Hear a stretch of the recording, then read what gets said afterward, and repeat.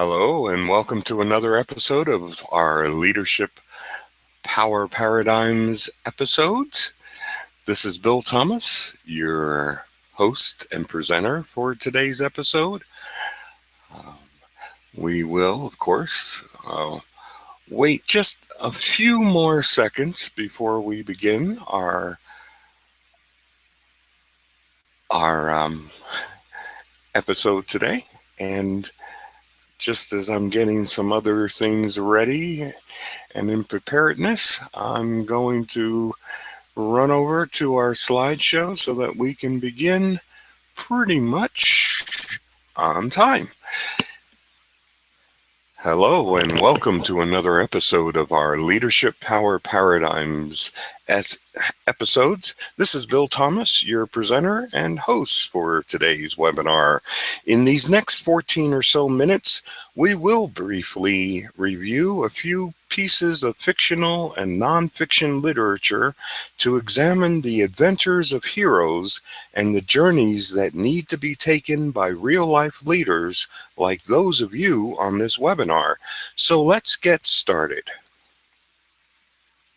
The hero figures in mythology, fictional novels, and modern-day action thrillers or crime mysteries share many common traits and challenges as those of today's business, governmental, community service, and entrepreneurial leaders.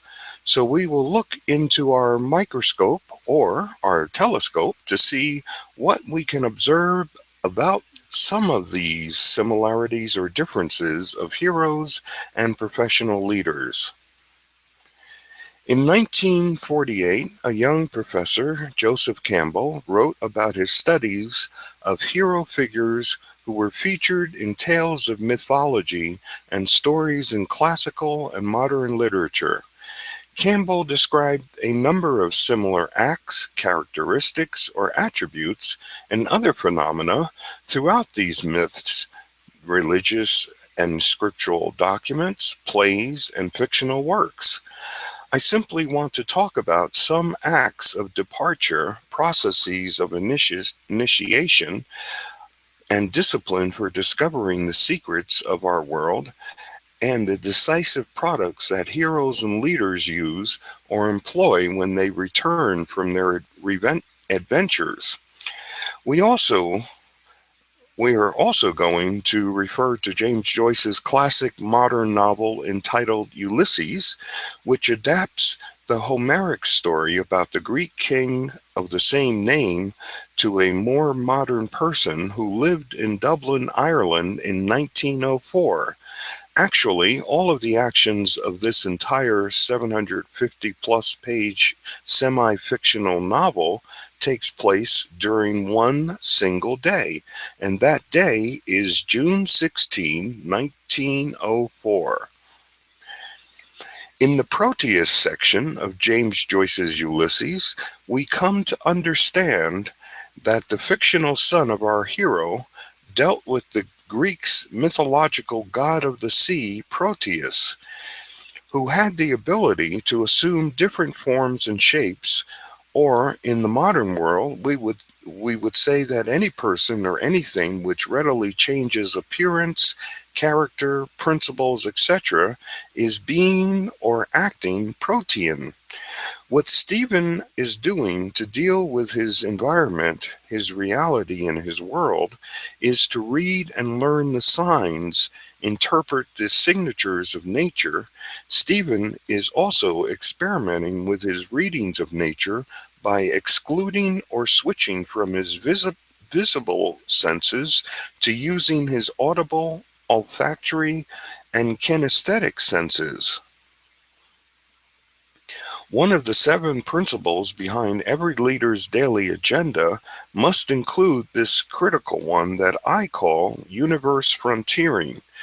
If you ever hope to become heroic, take heroic action, and the ways and pitfalls of your natural operating environment, you need to use all your senses, abilities, and strengths to read and learn about your own scenario universe.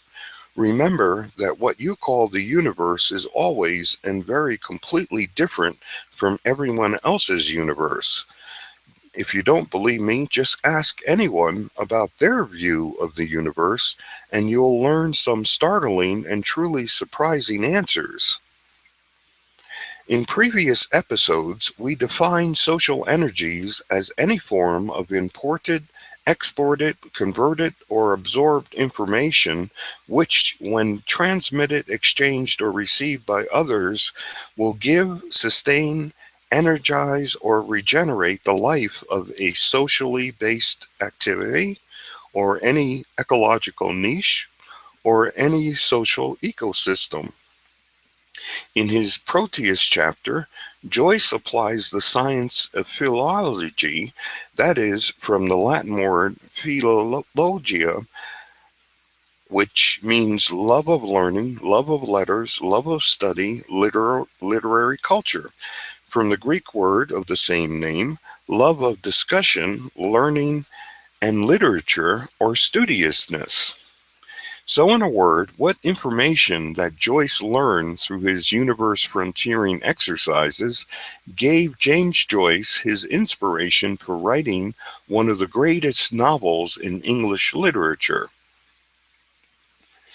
In this chapter, Joyce offers his heroes with a similar yet figurative choice of routes as Odysseus, our Greek king, is given. Either hero can choose to sail past the multi-headed monster or risk sailing through the treacherous whirlpool called Charybdis. Joyce uses the technique of dialectic, which generally means he used the art or practice of logical discussion as employed in investigating the truth of a theory or opinion, or a logical argumentation. And it is in Joyce's choice of using this art form of literature to represent his selection of pursuing a career as a professional artist and writer that we see Joyce's primary initiation into the hero's adventure. In this episode of Ulysses, Joyce convinces himself that the true art of literature and writing is based upon legal fiction, and that writers must discipline the products of their minds to craft all sides and weave as many perceptions as possible into their narratives. Joseph Campbell lists this process of apotheosis as one of the possible initiations into the hero's adventures. These initiations can and should familiarize the hero or leader with the secret arts, scientific methods, and spiritual rituals needed to survive and thrive in the world or in nature or in the cosmos. It was Campbell's study of heroes which inspired George Lucas to create the entire Star Wars series of movies and its characters, where the Force represents the Tao, the main characters are the brother and sister twin, and that there is a dark or yin side and a light or yang side to the Force. Leaders who recognize that leading others means learning about those people, understanding their challenges, and revealing their opportunities for growth and prospering at all times and in all ways. In a word, the most effective and successful leaders are first and foremost highly effective and very serious continuous learners. How does that describe your habit and love of learning? One of the most important questions you should ask yourself about leading is this: how would you define the purposes for each of your leadership actions, your leadership interventions, and your leadership inventions? How are you investing your time and resources into using and learning from expert guides, mentors, and teachers? If you are relying on getting guidance or advice for free, then do you really believe you are being serious about becoming a highly effective and successful leader? In Ulysses, it is 2 a.m., and both of our modern Odysseus, who is Mr. Bloom, and his fictional son, who is Stephen, who, by the way, in real life is our author, James Joyce, both men have come to Mr. Bloom's home after a long, arduous day of travels visiting the library, the pubs, eating places, the newspaper offices, the beaches, and other highlights in and around the city of Dublin, Ireland. This Ithaca chapter is set in this format of questions and answers. It is a technique known as catechism, or the instruction by a series of questions and answers, or rigorous and persistent questioning as in a test or interview, or what some of us might call a debriefing session. Joyce employs the scientific principles of knowing factual knowledge. For leaders who want heroic results, you'll need to answer the questions which begin with the word what, to help you understand where to adjust your balance, consistency, and competency in the engagements and interventions of your leadership effectiveness, and learn how to make better impacts on the performances of your people. You can bring the fire, secret knowledge, the hidden truth, the magical elixir, the spiritual guide back to your homeland, which consists of your organization and your people, by journeying and adventuring on the hero's quest for enlightenment and knowledge. After all, that is the purpose of your heroic ventures into the wildlands of reality. The hero's adventures take place within the realms of physical senses and those of metaphysical or invisible realities. The hero learns how to operate in the natural world and use the supernatural powers. The hero realizes that there is no adventure without first a blunder, misstep, or some accidental incident first happening. And once that happens, the hero must make the departure and leave from her natural environment and his familiar reality to go and find the secrets of other options available in the universe. And once the hero undergoes an initiation into those new or better practices, processes, or productive elements, then that hero must return back to the starting point and share those mysteries and new knowledge with those people in the community home. Today's leaders like you and I must embark upon our own unique series of heroic journeys and use our experiences to improve our performances and share our innovative ideas and ideals with our peers and our associates. This ends today's lesson. And what you're looking at now is the 9 major agenda items of our legendary leadership power tutorials and coaching monthly performance improvement support program. And these are pretty good areas of knowledge or expertise. These are areas where you need a certain level of skills to be able to do these things, as well as these are areas where I say every leader should have a fair amount of competency or competence in it to be able to do this regardless of where you are a leader or what type of organization you're a leader in. You're going to need to use all 9 of these things all the time, every day. So this is something that I feel that I can help leaders, like I've helped other leaders to learn, practice, and master these various areas and strategies and processes and products of each and every one of them.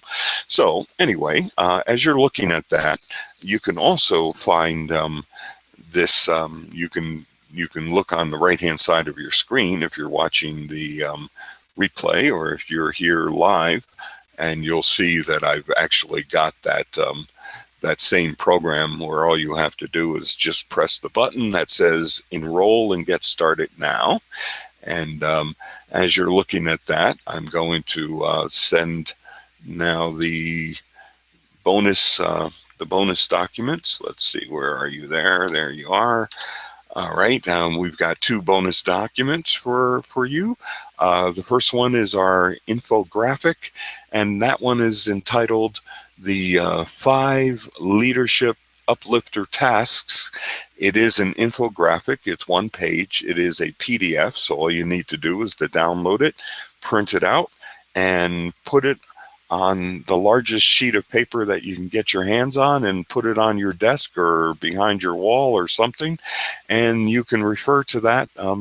That you'll know that as long as you're performing one or more of those 5 tasks on that infographic, in every single leadership action that you take, well, you'll be doing fine. You'll be a highly successful leader. And the second document is our Words with Wisdom edition. It is an 8-page paper. It is titled The Rainbow Moment of Black Elk, and it contains a number of the principles and strategies and some of the other ideas that we covered in this particular episode of our Leadership Power Paradigms webinars, as well as previous webinars and future webinars as well. So please download both of those. They're both PDF documents, so they're easily read on just about any type of device. And for those of you who are watching this on